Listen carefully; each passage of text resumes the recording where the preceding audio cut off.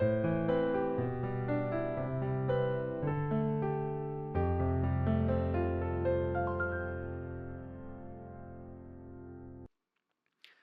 좋으신 주님, 오늘도 새 아침을 허락해 주시니 감사를 드립니다. 우리의 호흡을 연장시켜 주시고 우리가 쉴 수 있는 거처를 허락해 주신 주님, 감사를 드립니다.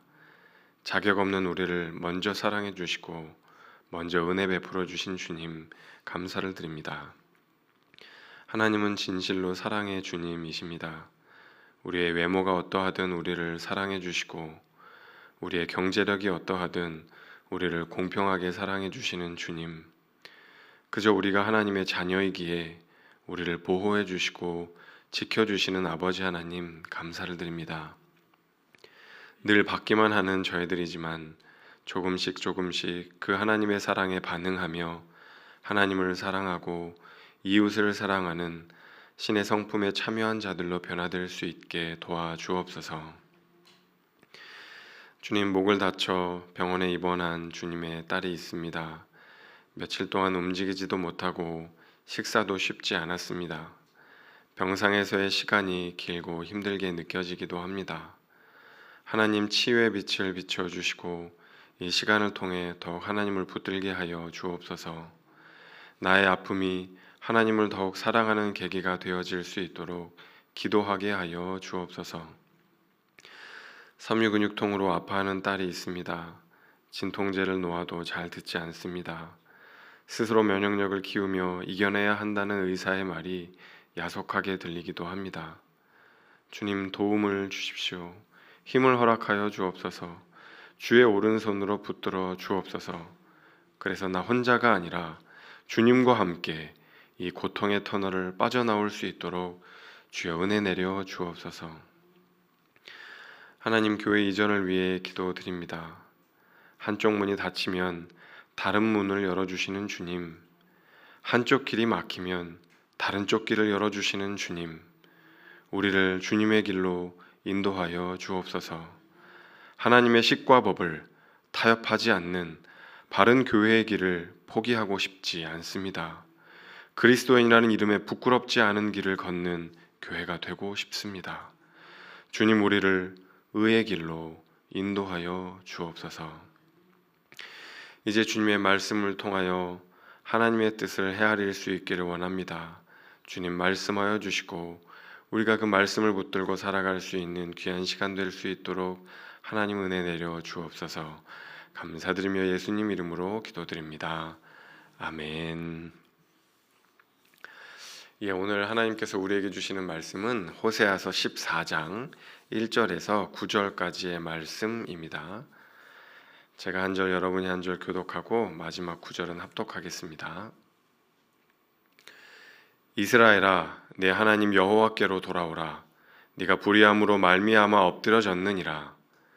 너는 말씀을 가지고 여호와께로 돌아와서 아뢰기를 모든 불의를 제거하시고 선한 말을 받으소서. 우리가 수송아지를 대신하여 입술의 열매를 주께 드리리이다. 우리가 아수르의 구원을 의지하지 아니하며 말을 타지 아니하며 다시는 우리의 손으로 만든 것을 향하여 너희는 우리의 신이라 하지 아니하오리니 이는 고아가 주로 말미암아 긍휼을 얻음이니이다 할지니라. 내가 그들의 반역을 고치고 기쁘게 그들을 사랑하리니 나의 진노가 그에게서 떠났음이니라. 내가 이스라엘에게 이슬과 같으리니 그가 백합화 같이 피겠고 레바논 백향목 같이 뿌리가 박힐 것이라. 그의 가지는 퍼지며 그의 아름다움은 감람나무와 같고 그의 향기는 레바논 백향목 같으리니 그 그늘 아래에 거주하는 자가 돌아올지라. 그들은 곡식같이 풍성할 것이며 포도나무같이 꽃이 필 것이며 그 향기는 레바논의 포도주같이 되리라. 에브라임의 말이 내가 다시 우상과 무슨 상관이 있으리요 할지라. 내가 그를 돌아보아 대답하기를 나는 푸른 잣나무 같으니 네가 나로 말미암아 열매를 얻으리라 하리라. 다 함께 읽겠습니다. 누가 지혜가 있어 이런 일을 깨달으며 누가 총명이 있어 이런 일을 알겠느냐. 여호와의 도는 정직하니 의인은 그 길로 다니거니와 그러나 죄인은 그 길에 걸려 넘어지리라. 아멘. 네, 여러분 간밤에 평안하셨기를 간절히 소망합니다. 이제 오늘 호세아서 14장인데요. 끝입니다. 오늘 드디어 이제 호세아서 그동안 저희가 쭉 살펴보았는데 오늘 이제 마지막 장면을 우리가 함께 살펴보도록 하겠습니다. 어제 이제 호세아서 13장과 14장이 그 예언서의 패턴을 따르고 있다는 말씀을 드렸었죠. 13장이 뭐였었죠? 심판, 그렇죠? 어제 심판에 대한 그런 말씀이었고 오늘은 그러면 무슨 말씀일 거라고 했죠? 소망, 구원, 그렇죠? 좋은 그런 말씀들이 나와 있을 겁니다. 여러분이 읽으신 것처럼 어제 이제 13장 심판에 대한 이야기를 이제 했었는데 하나님께서 뭐라고 참 입에 담기도 힘들 정도의 그런 가공할 그런 심판, 진노, 분노를 이제 하셨는데 사실 그 진노도 사실은 어디에서 온 거란 말씀을 드렸냐면 하나님의 사랑으로부터 온 것이다라는 말씀을 드렸었습니다. 성경은 이제 하나님을 질투하시는 하나님이라고 그렇게 이야기를 하잖아요. 하나님께서 우리를 사랑하셔서 질투를 하시는데 마치 엄마가 자녀에게 사랑해서 매를 들듯이 그런 마음을 가지고 우리와 함께 아파하시고 고통당하시면서 우리를 위해 우리를 향해 진노하신다는 말씀을 드렸습니다. 자, 그렇게 이제 하나님이 우리를 사랑하시기 때문에 오늘 14장 말씀, 이제 소망 구원에 대한 말씀을 어떻게 시작하는지 여러분 한번 살펴보세요. 1절 말씀에 뭐라고 되어 있냐면 돌아와라 이스라엘아, 이렇게 이제 되어 있어요. 슈브 이스라엘, 돌아와라 이스라엘아, 나에게로 돌아오라고 하나님께서 말씀하고 계시는 거죠. 저는 이 말씀을 이렇게 쭉 묵상하면서 하나님이 돌아와, 이래도 안 돌아와? 하고 뭔가 이렇게 강압적으로 말씀하시는 게 아니라 마치 연인에게 구애하듯이, 어떻게 보면 조금 구걸하는 듯한 그런 느낌도 느껴질 정도로 간절한 마음으로 나에게 돌아오라, 돌아오라, 그렇게 호소하는 하나님의 마음이 느껴졌습니다. 여러분 한번 잠잠히 이 말씀을 한번 묵상해 보시면 좋을 것 같아요. 집 나간 탕자를 맞아들이시는 아버지의 마음으로 하나님께서 돌아오라고 그렇게 간절히 호소하고 계시는 마음을 아마 여러분도 동일하게 느끼실 수 있을 겁니다. 그렇게 간절히 이제 하나님께서 호소하시면서 4절 말씀, 오늘 4절 말씀에서 이렇게 이야기를 하십니다. 내가 그들의 반역을 고치고 기쁘게 그들을 사랑하리니 나의 진노가 그에게서 떠났음이니라. 내가 그들의 반역을 고치고 기쁘게 그들을 사랑하리니 나의 진노가 그에게서 떠났음이니라. 이제 하나님의 진노가 끝났다는 겁니다. 어제 엄청난 그런 진노와 심판이 있었잖아요. 심판에 대한 예고가 있었잖아요.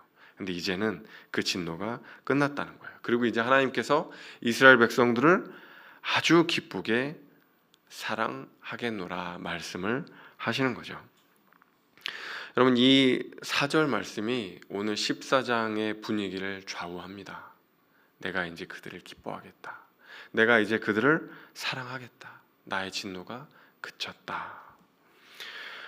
오늘 저는 이제 14장 말씀을 묵상하면서 이제 두 가지 어떤 묵상에 대한 깨달음이 있었어요.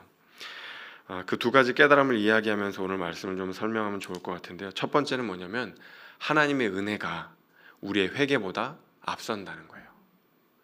하나님의 은혜가 우리의 회개보다 앞선다. 여러분 제가 질문 하나 해보겠습니다. 하나님이 우리를 사랑하시잖아요. 믿으시죠? 그렇죠? 근데 우리가 회개했기 때문에 우리가 회개해서 우리를 사랑하시는 걸까요? 우리가 회개 안 하면 하나님 우리를 사랑 안 하시는 걸까요?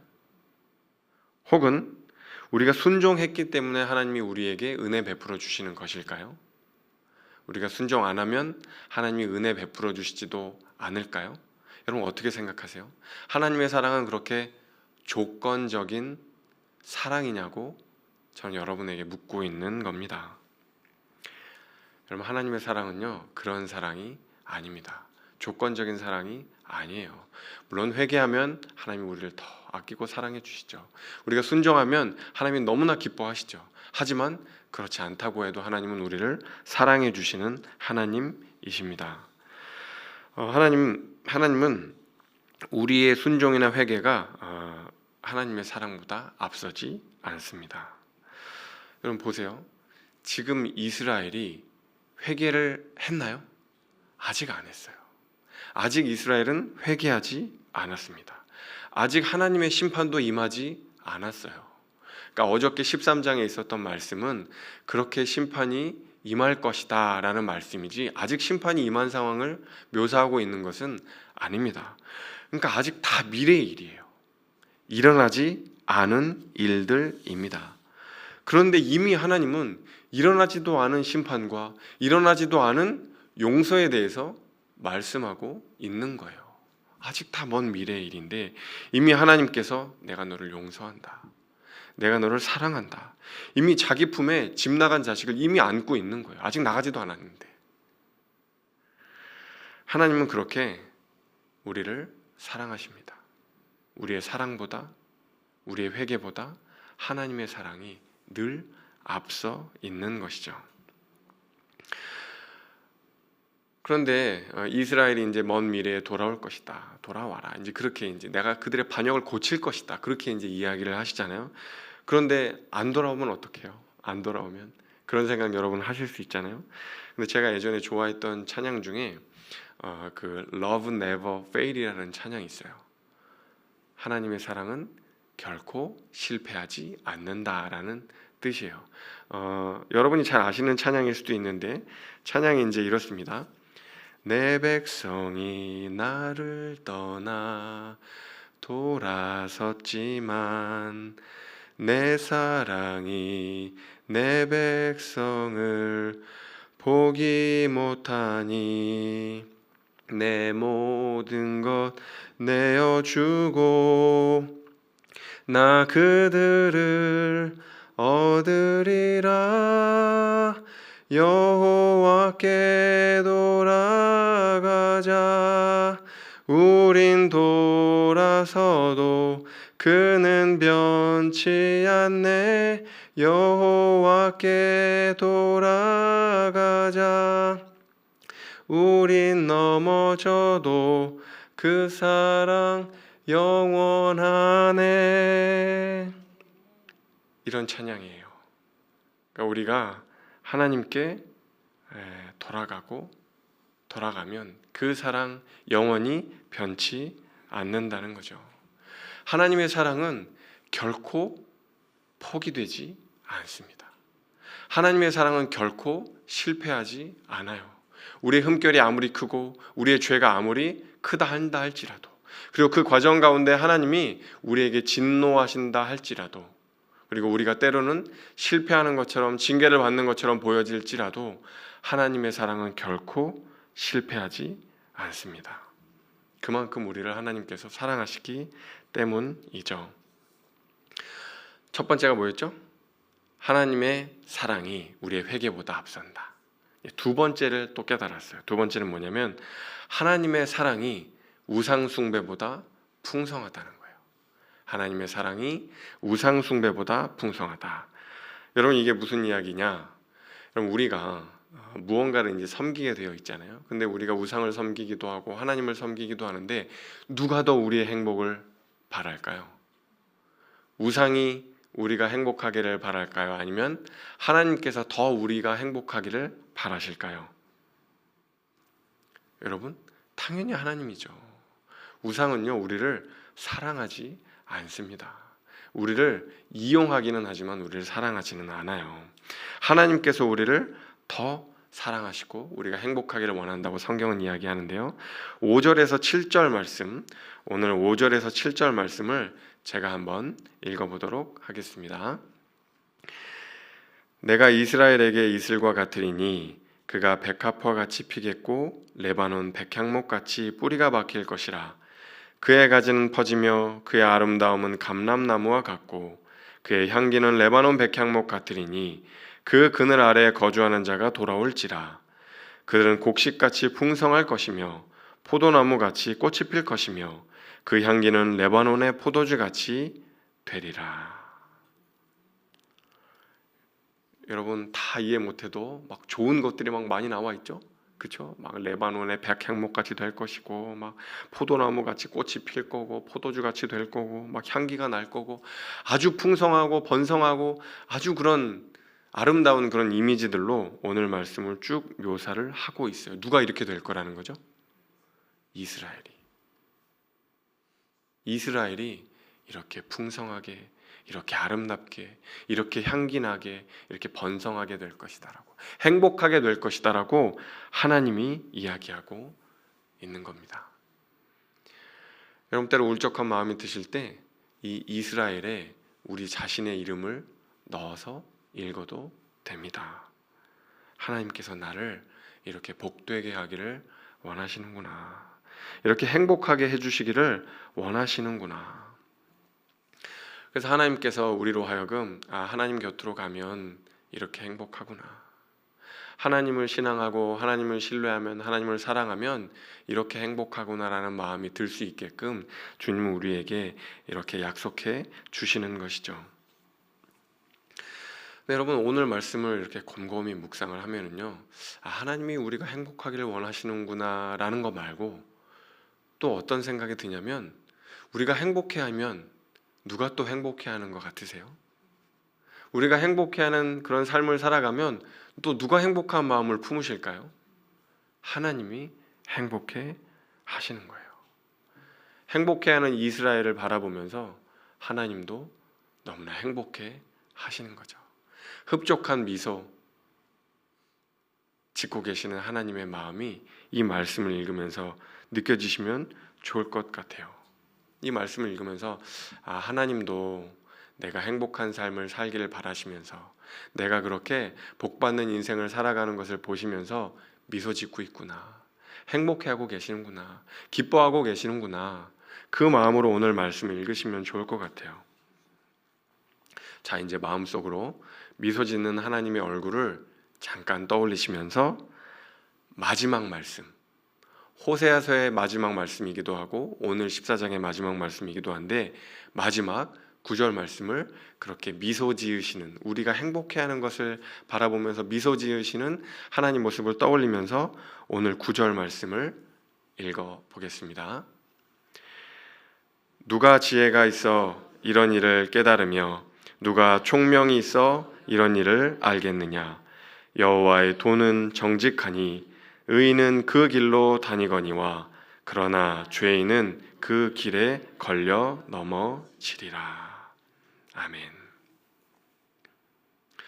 여러분 이 말씀이 어떤 말씀인지 아시겠어요? 이제 선택하라는 겁니다. 의인의 길을 걸을 것인지 죄인의 길을 걸을 것인지 선택하라는 거예요. 심판의 길로 갈 것인지 아니면 구원의 길, 소망의 길로 갈 것인지 선택하라는 거예요. 누구에게요? 이스라엘이 아니에요, 여러분. 9절 말씀에는 일부러 누구에게 이 말씀을 하는지를 대상을 생략했습니다. 이스라엘아 라고 말씀하지 않으시고 누구에게 이야기하시는지를 생략했어요. 그러니까 이 호세아서를 읽는 모든 사람이 이 메시지의 청중이 되는 겁니다. 이스라엘이 될 수도 있고 아닐 수도 있어요. 그래서 이 말씀은 호세아서를 읽는 모든 사람들, 우리에게 주시는 하나님의 말씀이 되는 겁니다. 나의 아들들아, 나의 딸들아, 호세아서 말씀을 쭉 읽었지. 이제 너는 어떤 길을 걷기를 바라니? 죄인의 길을 걷다 패망하고 실패하는 길을 걷기를 바라느냐? 아니면 의인의 길로 걸어가 나의 복을 누리는 백성이 되기를 원하느냐? 하나님께서 우리에게 선택하라고 말씀하고 계시는 겁니다. 이 마지막 이미지를 꼭 기억을 하셔야 돼요.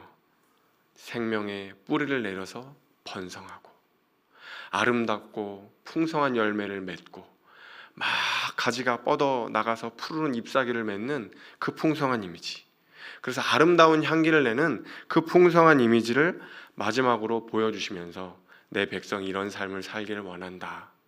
그러면서 흡족한 미소를 짓고 계시는 그 하나님의 얼굴을 이 호세아서는 마지막으로 보여주는 거예요. 의인의 길을 선택했으면 좋겠다고. 저 멸망의 길로 가지 말라고. 세상 살아가는 수많은 유혹들이 있지만, 참 어려운 일, 고난의 길, 많은 시험의 길이 있지만, 그때 무엇을 기억하라고요? 흡족해 하시는, 행복해 하시는 하나님의 얼굴을 떠올리면서 의인의 길을 선택하라고 주님이 말씀해주고 계시는 겁니다. 사랑하는 성도 여러분, 오늘 유혹이 있을 수 있습니다. 오늘 시험이 있을 수 있습니다. 여러분, 그때 우리가 의인의 길을 걸으면서 행복한 삶을 살기를 바라면서 흡족한 행복한 미소 짓고 계시는 하나님의 얼굴을 떠올리며 여러분, 오늘 유혹에서 승리하시기 바랍니다. 오늘 죄인의 길로 걷는 것이 아니라 의인의 길로 걸어가 하나님의 축복과 은혜를 누리실 수 있는 우리 존귀한 성도님들 되실 수 있기를 간절히 소망합니다. 기도하겠습니다. 참 좋으신 주님, 주님은 우리를 향하여 미소 짓고 계십니다. 우리가 그렇게 행복한 삶을 누리기를 바라며 우리를 바라보며 그렇게 기쁨의 표정을 짓고 계십니다.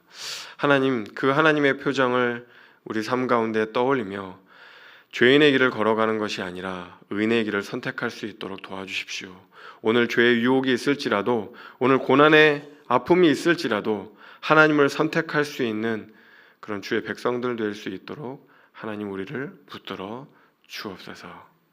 지혜 있는 자, 총명이 있는 자는 깨달으라고 말씀하시는 주의 음성을 들을 수 있는 오늘 하루 될 수가 있도록 인도하여 주옵소서. 감사드리며 이 모든 건 예수님의 이름으로 기도드립니다. 아멘. 이제 각자의 기도 제목 들고 주님 앞에 나아가겠습니다.